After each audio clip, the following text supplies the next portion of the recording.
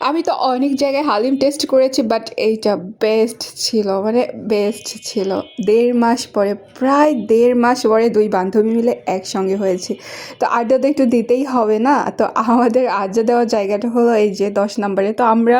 মানে এই ১০ নম্বরে আসলে কেন জানি মানে শান্তি লাগে, আমাদের ভাল লাগে। তো আমরা হাঁটতে, হাঁটতে ২ বান্ধবীতে মিলে হোপে যাই। হোপ মার্কেট এইটা দেখি, ওইটা দেখি ভাল লাগে। দেন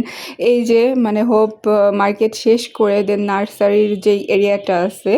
তো এখানে হাঁটতে হাঁটতে আসি এইদিকে কিন্তু ফাঁকা ছিল এই রোড সাইড যেই দোকানগুলো দেখতে পাচ্ছেন এগুলো কিন্তু ছিল না বাট রিসেন্টলি করেছে তো ভাবলাম যে এখান থেকে একটু হালিম টেস্ট করা যাক কেমন নতুন দোকান হয়তো ভালোই হবে কি বলবো বিশ্বাস করে না আমার এত বেশি ভালো লাগছে এই হালিমটা মানে সবগুলো ইনগ্রেডিয়েন্টস একদম পরিমাপ মতো ছিল না ঝাল বেশি না মশলা বেশি মানে সবগুলো পরিমাপ মতো আর এই যে মানে লাস্টে যে মোমো অর্ডার করলাম আমার মোমোটা খেতে খুবই বাজে লাগছে মানে খুবই বাজে লাগছে একটু মজা হয়নি বাট হালিমটা উফ মানে অনেক বেশি মজা ছিল গাইস অনেক বেশি মজা ছিল